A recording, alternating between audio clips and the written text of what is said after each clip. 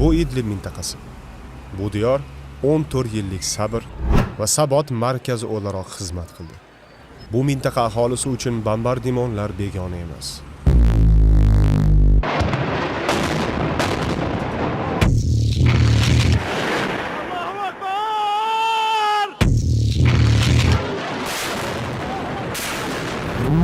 Doim mana shunday xavf va qo'rquv ostida yashab keldi. Lekin bugun bularning barchasi o'tmishda qoldi. Bugun bu o'lka o'zlarining sabr va saboti ila butun zolimlar ustidan g'olib keldi. Ular bugun ilk marotaba bombardimonlarsiz Ramazonni o'tkazishmoqda. Assalomu alaykum va rahmatulloh.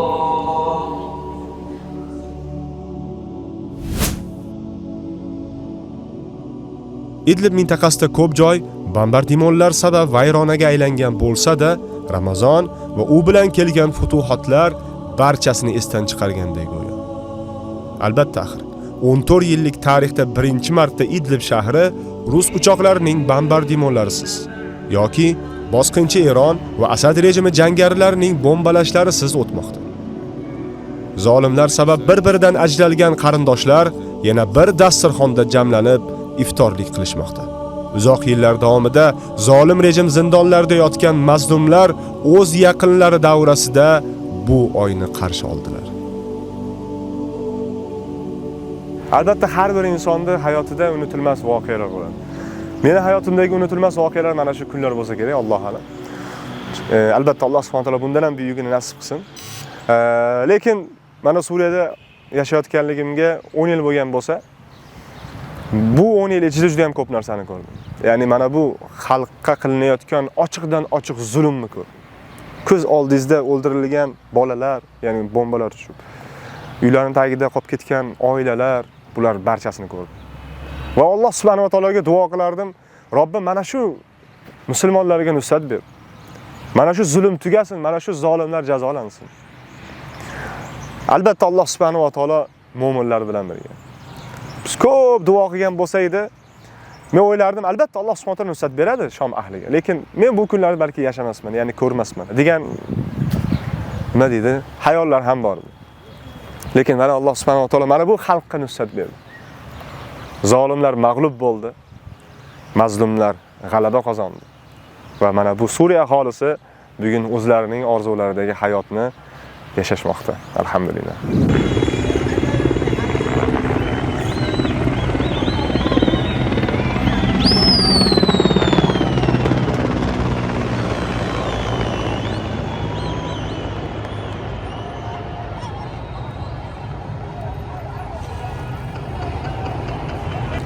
Allohu akbar. Nima yozilgan ekan?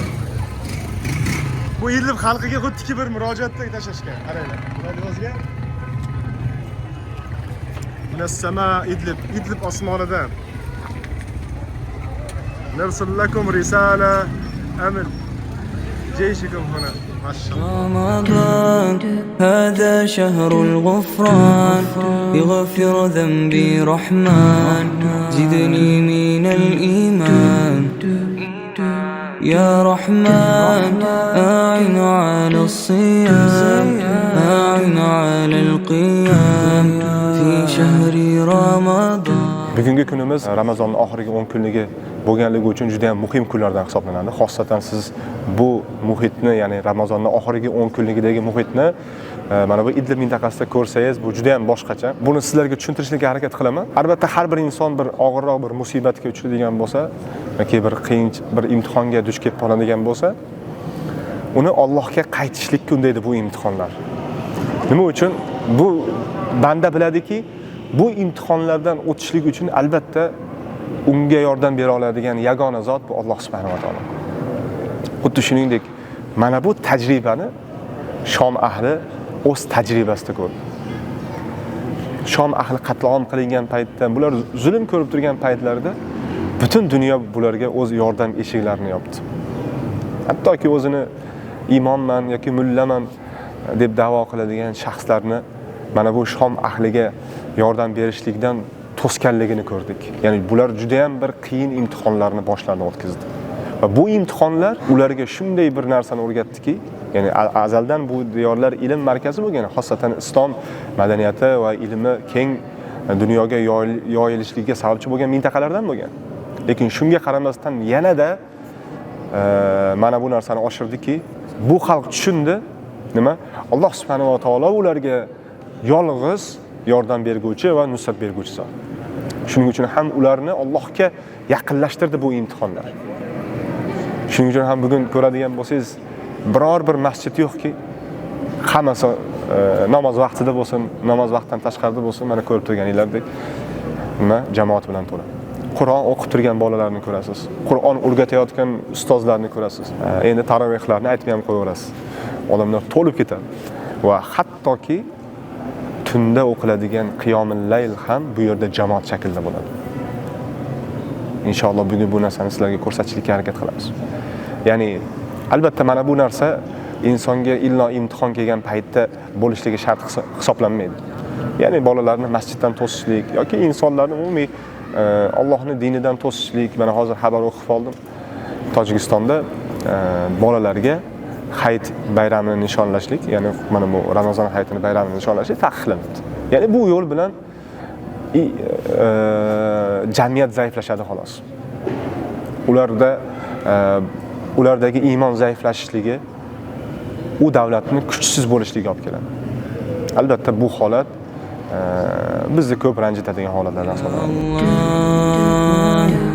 Ya Rahman, Ya Rahim, Ya Karim, Ya Ghaffar, Ya Hannan.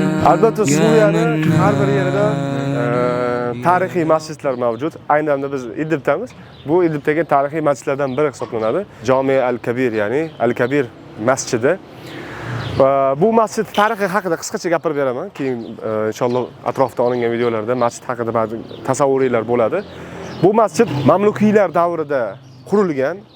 Bu yer fath qilingandan keyin bu yer aslida o'zi xristianlarning nimasi bo'lgan, nima deydi? Ibodatxonasi bo'lgan, cherkov bo'lgan. Keyin bu yer nimaga masjidga aylantirilgan va u masjidga aylantirilgandan keyinchalik sekin xarobaga aylangan. Lekin Usmoniylar davrida bu yer yana ta'mirlanib, kengaytirilib, mana shunday bir katta masjid holatiga keltirilgan. Inshaalloh hozir ichiga kirib yana ko'rsatishlikka harakat qilaman. Assalomu alaykum. Ko'rib turganinglarda juda ham bir ajoyib masjid. O'tgan yili faqat mana shu yerda taroveh namozlarini o'qirdik. Bu yerda o'tgan yili birodarimiz Abu Mujahid, ya'ni Muhsin degan birodarimiz imomlikka o'tardi. Qiroatlari juda ham chiroyli. O'zi har bir masjidga shunaqa bir imomlarni ko'radigan bo'lsangiz, qiroati juda ham bir chiroyli bo'lgan nima deydi, birodarlarimiz imomlikka o'tardi. Hozir bu yil bu yerda emas, balki bu Damashq shahridagi masjidlardan birida, adashmasam Zaynul Abidin degan masjidda imomlikka o'tyapti ekan. Shuning uchun ham faqat mana shu yerda taroveh namozlarini ham, qiyomul laylni ham mana shu masjidda o'qirdik. Va undan tashqari tarixiy ajoyib bir muhit ham inson baribir bu yoqqa bir qanday tortadi o'ziga. Ko'rib turganinglardek bir chiroyli masjid. Alloh subhanahu va taolo sizlarga ham mana shunaqa masjidlarda namoz o'qishlik nasib qilsin.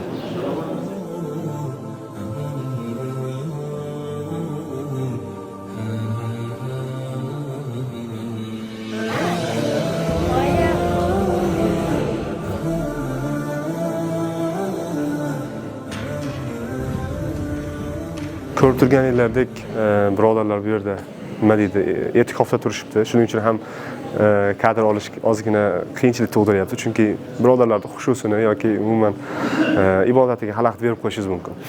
Va yana bir narsa bor, bu yerda bolalarni ko'rib turgan bo'lsanglar kerak. Bolalar ham bu yerda ota-onalari bilan, ya'ni otalari bilan e'tikof turishadi. Ya'ni hech kim bu yerda ularni masjiddan quvmaydi ham, ko'rgan bo'lsanglar o'ynab yuribdi. Qur'on o'qigani bor. Ya'ni bu yerda ularning o'ynashliklari ularni masjiddan uzoqlashtirish kerak degan narsa ya'ni degan fikrni keltirib chiqarmasligi kerak. Chunki bola qayerda ko'p o'ynasa, o'sha yerda tarbiyasini oladi. Misol uchun masjidda oldida sigaret chekkan yoki biror bir yomon so'z aytgan yoki urishgan yoki bir aroq ichgan yoki bir muzika eshitgan, shunga o'xshagan umumiy holatlarni ko'rmaysiz. Shuning uchun ham bular mana shu masjidda yaqinroq joyda bo'ladigan bo'lsa, o'sha masjiddagi insonlarni xulqidan tarbiya olishadi. Lekin masjiddan quving bolalarni, yoshligidan kirgizmay masjidga, baqiryapti, to'polon qilyapti deb. Nima bo'ladi? Bilyardxonaga boradi. Nima bo'ladi? Kompyuter o'ynagan bo'ladi. Nima bo'ladi? Boshqa joylarga bir boradi-da, umuman olganda sizga umuman notanish bo'lgan insonlarning tarbiyasini oladi. Shuning uchun ham hozir videolarda ko'rishingiz mumkin, bolalar masjid atroflarini bolalarga park qilib bergan. Chegaralagan, masjid ichiga yana bir park qilganki, bolalar o'sha yerda o'ynasin deb. Juda ham bir ajoyib tarbiya. Albatta, mana shunday tarbiya topgan insonlardan poraxo'r chiqmaydi. Bunaqa insonlardan korrupsiya oladigan yoki umuman shu narsaga moyil bo'lgan insonlar chiqmaydi. Harom yeydigan, birovning haqqini yeydigan insonlar chiqmaydi.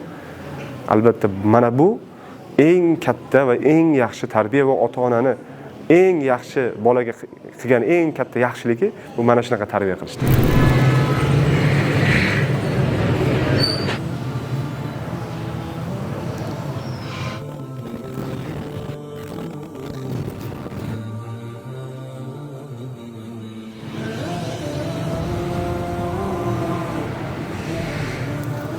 Ayni damda biz hozir Idlibdagi qadimiy masjidlardan biridamiz, ya'ni ikkinchi masjid bu.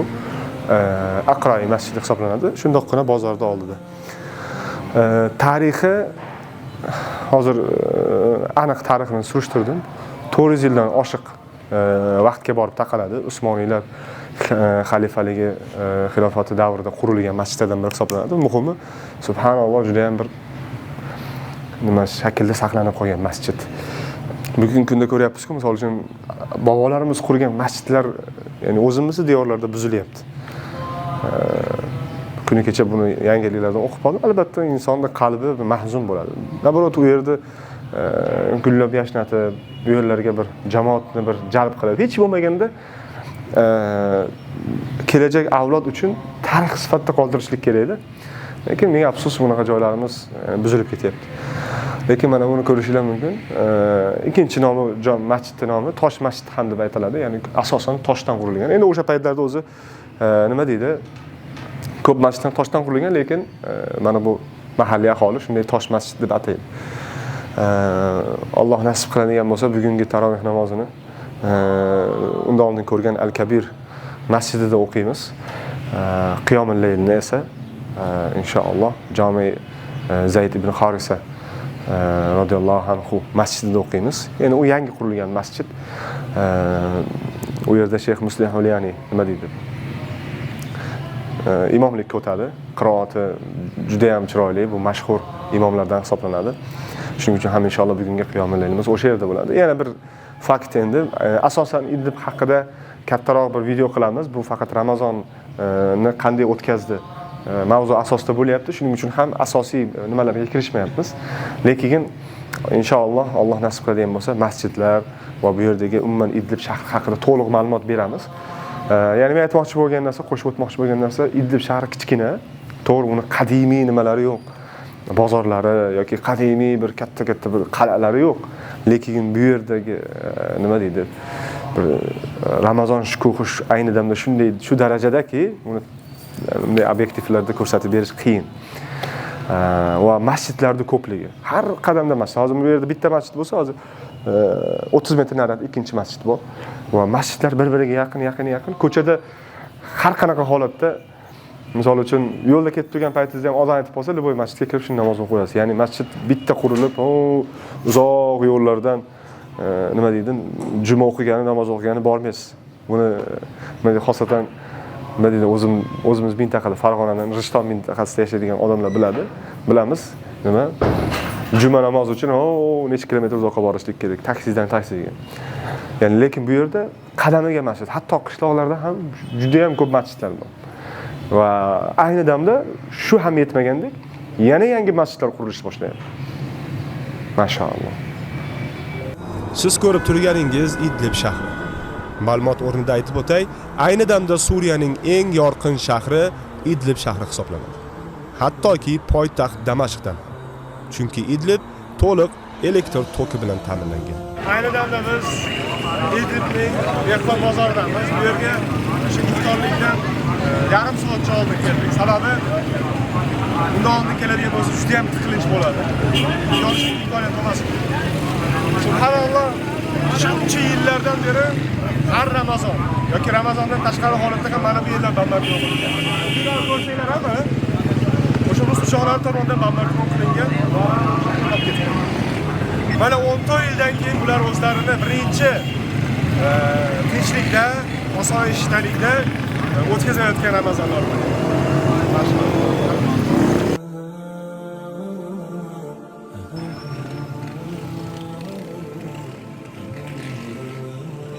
علويات الشام الأول في سوريا أول عيد بدون الأسد أول عيد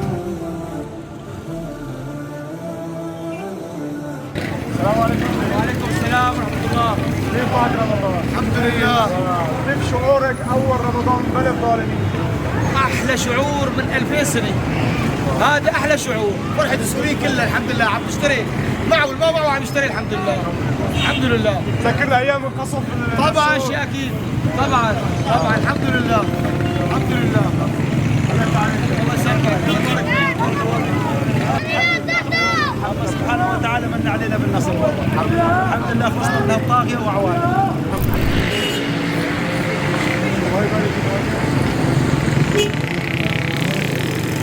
har doim Ramazon paytida ishlar bilan bo'lib boshqa bo'lib uyga kech kiraman. Lekin nima deydi? Har doim ko'chada mana shunaqa birodarlarni ko'ramiz. O'zini farzandlari bilan yoki yosh bolalar chiqib, bularga odatga kirganda mana shunaqa hali iftorlikka yetib bora olmaganlarga yo'lda mana shunaqa suv bilan xurmo tarqatishadi. Alloh subhanahu va taolo ajoyib odat, ajoyib xalq va ajoyib odat. Alloh taolo والنجم إذا هوى ما ضل صاحبكم وما غوى وما ينطق عن الهوى إن هو إلا وحي يوحى علمه شديد القوى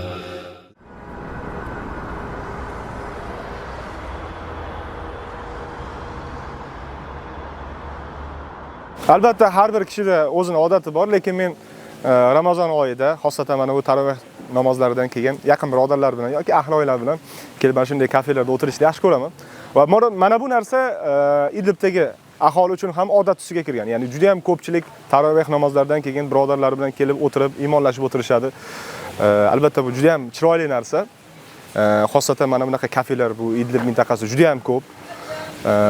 Va meni eng ko'p xursand qiladigan narsa endi albatta bu har bir musulmon kishini xursand qiladi.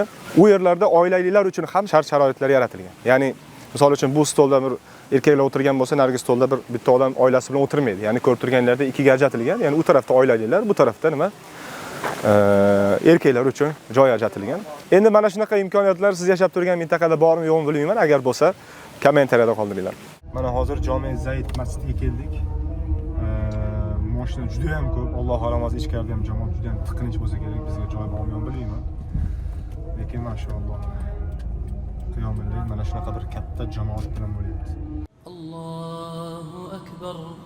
Alhamdulillahi robbil alamin.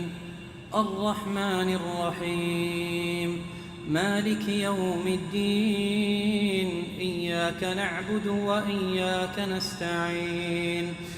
يا أيها الذين آمنوا لا تأكلوا الربا أضعافا مضاعفة واتقوا الله لعلكم تفلحون. Ramazon vaqtida hayot tunda boshlanadi. Bozorlarda insonlar gavjum. Hayit kuniga hozirdan kiyim va yaqinlari uchun sovg'alar sotib olishmoqda. Ha, albatta.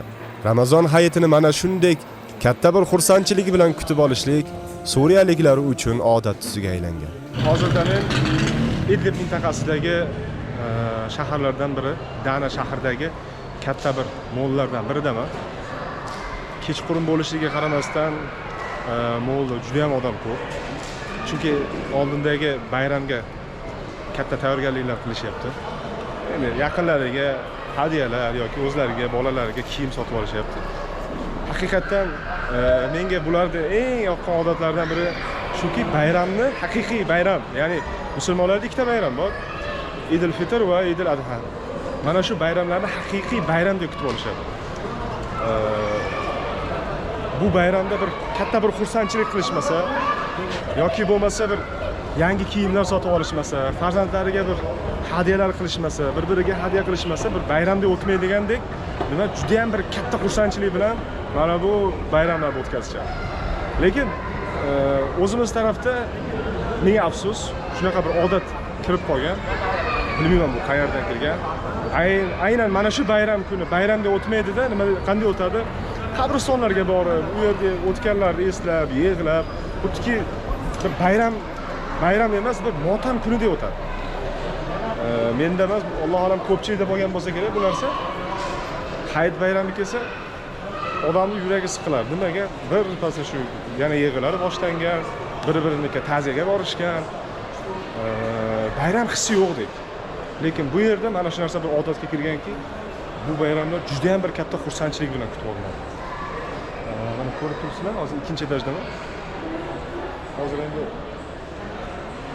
kechroq bo'lib qolganligi uchun odamlar kamroq, lekin nima deydi? Juda ham ko'pchilik hozir mana shunaqa mollarda nima deydi? Yaqinlariga kiyimlar sotib olishyapti. Hatto bitta fakt aytib o'taman. Bu yerga hattoki hamma Homus mintaqalaridan ham odamlar kelishadi. Nimaga desangiz, bu yerda birinchi o'rinda faqat Suriyaning tovari emas. Hozir Damashq, Homus taraflariga qaragan bo'lsangiz, faqat Suriyaning tovarlari. Bu yerda Turkiyaniki bor, boshqa Yevropadan, Xitoydan yoki boshqa umumiy mintaqalardan kelgan nima deydi? Tovarlar bor va bu yerda tovarlar ancha arzon va sifatli. Shuning uchun ham hamma nima qiladi? Mana shu yerga kelib kiyim sotib olishadi. Men o'yladim, agar butun Suriya fath qilib ketadigan bo'lsa, Idlibdagi zichlik tugasa kerak deb o'yladim. Yo'q, aksincha. Naborot, odam zich bo'lib ketdi, ko'payib ketdi. Keyin buni sirini bilsak, mana shunaqa holat ekan.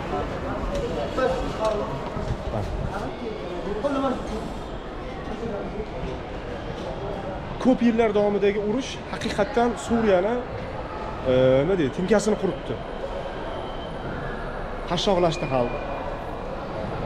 Xossatan mana bu Bashar Asad tarafdagi aholini ko'radigan bo'lsa, juda ham aksari qashshoqlashib ketgan. Rivojlanish to'xtagan. Damashqqa borsangiz, xuddiki bir 90-yillarga tushib qolgandek bo'lasiz. Lekin buni muqobilida mana bu nima deydi, Bashar Asadga qarshi kurashgan Suriya xalqini nazorat ostidagi mintaqalar ancha rivojlanib ketdi. Hattoki men fath bo'lgan mintaqalarga borganda ulardan fikr olgandim. Idlib haqida nima o'ylagansan oldin deb. Idlib axir rivojlangan, misli Istanbul derdi. Ya'ni Istanbulga o'xshagan bir rivojlanganda bir katta joy deb mana shunaqa deyapti. Ya'ni ular mana shunday ko'z bilan qaragan. Ya'ni chunki ular tarafdagi na ishlab chiqarish bor, na rivojlanish bor yoki na bir nima deydi? Aholida erkinlik bor, bir savdo sotiqda. Yo'q, hech qanaqa erkinlik bo'lmaydi. Hattoki korrupsiya deymizmi yoki shular ortidan nima deydi? Rivojlanishliklar to'xtagan. Lekin Alloh subhanahu va taoloning fazli bilan mana bu mintaqalar, ya'ni musulmonlar nazorat ostidagi mintaqalar ancha rivojlangan bo'ldi. Va buni muqobilida mana ko'rib turibsizlar.